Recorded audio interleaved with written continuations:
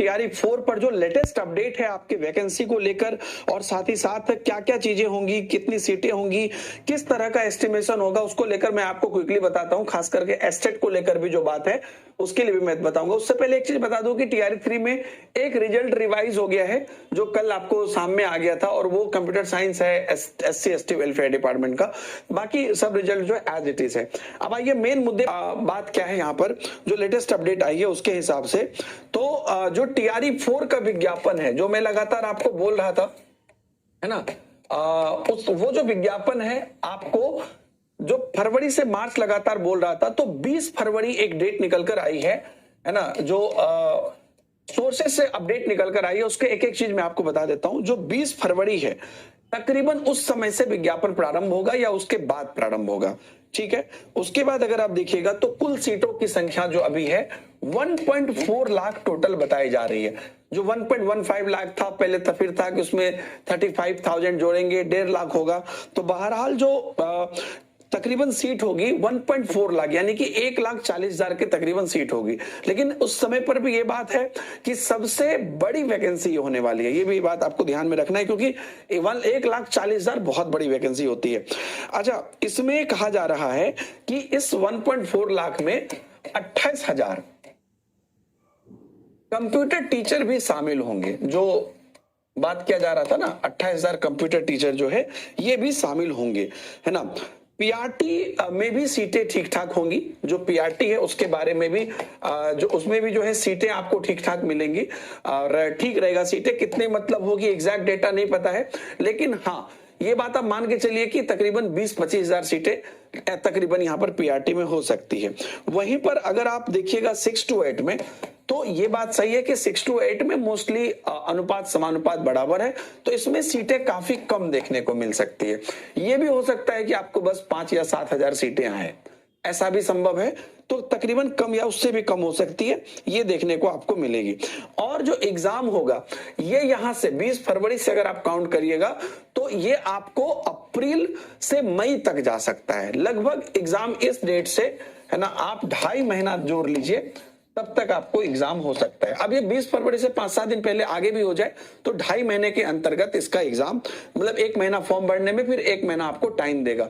तो ये अप्रैल से मई आपको यहां पर जा सकता है। एक और चीज जो निकलकर यहां पर आया है कि पीजीटी में ये सबसे ज्यादा सीट होगी, और उसका कारण आप भी जानते हो कि इस बार भी पीजीटी में जो 50% सीटें थी वो खाली रह गई हैं, और भी सीटें खाली है रहेगी। 9-10 में भी अच्छी सीट होगी, और जैसे पीआरटी में होगा ठीक उसी प्रकार से 9-10 में भी होगी, और इवन पीआरटी से ज्यादा होगा। तो सबसे ज्यादा पीजीटी, ठीक है, सबसे ज्यादा पीजीटी, उससे कम आपको यहाँ पर 9-10, उससे कम आपको पीआरटी, और उससे कम आपको 6 to 8, ये वाले फेज में आपको रहेगा टोटल जो इसमें है। ऐसे में कंप्यूटर टीचर जो है, जो 28,000 कंप्यूटर टीचर है, वो भी इसी के अंतर्गत आपको सीट देखने को मिलेंगी। अब यहाँ पर यह भी कहा जा रहा है कि कंप्यूटर टीचर की अलग से भी जो है बहाली हो सकती है, या कंप्यूटर टीचर का अलग से भी आ सकता है। इस पर भी काफी सारी चीजें आई है, लेकिन ओवरऑल जो है यही है कि कंप्यूटर टीचर उसके साथ ही निकल कर आएगा। एक और जो मेन बात यहाँ पर कही जा रही है, अगर कंप्यूटर टीचर अलग हो गया तो अलग मान लीजिए, क्योंकि प्राइमरी के लिए भी उनको अलग से करना है, तो अभी उस पर हम कोई फाइनल ये नहीं कह रहे, वो साथ भी मिल सकती है, लेकिन जो भी हो वो भी अपनी वैकेंसी आएगी। एस्टेट पर जहां तक बात है, तो अभी तक एस्टेट पर सरकार का कोई टेक नहीं आया है। ये वीडियो मैं सरकार के लिए भी बना रहा हूं, क्योंकि ये कहा जा रहा है कि एस्टेट के बारे में कोई फाइनल अपडेट नहीं है, तो ये भी हम मान सकते हैं कि एस्टेट नहीं होगा क्या।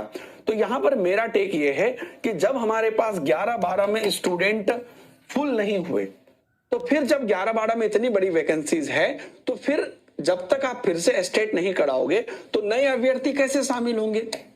मैं ये नहीं कह रहा हूं कि जो अभ्यर्थी पास नहीं कर पाए वो खराब ही हैं, उनको किसी वजह से उनको नंबर कम आया, मैं मानता हूं, लेकिन जब आपके पास सीट है तो आपको एस्टेट तो कराना ही चाहिए, क्योंकि तो उसके बाद ही आपको और स्टूडेंट मिलेंगे जो आपके, क्योंकि अगर आप फिर बोलोगे कि कट ऑफ पास नहीं हुआ फिर सीटें खाली रह जाएगी तो कैसे होगा।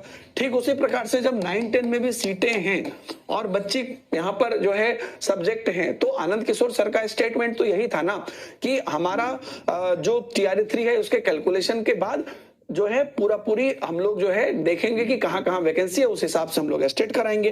तो यहां पर मेरा सिंपल सा ये है कि अगर सरकार का ये डबल मंशा भी है कि नहीं कराएं या काम चल जाएगा या इट्स ओके, तो प्लीज इस चीज को कराया जाए, ये हम बच्चों की तरफ से कहना चाह रहे हैं। और दो बच्चों, मैं आपको कहता हूं, इसके लिए लगा कोई भी सोर्सेज से बात करना हो उस पर अब बहुत जोर शोर से हम लोग लगने वाले हैं। अभी तक कर रहे थे लेकिन अब बहुत जोर शोर से लगने वाले हैं, क्योंकि एस्टेट तो यहां पर होना चाहिए।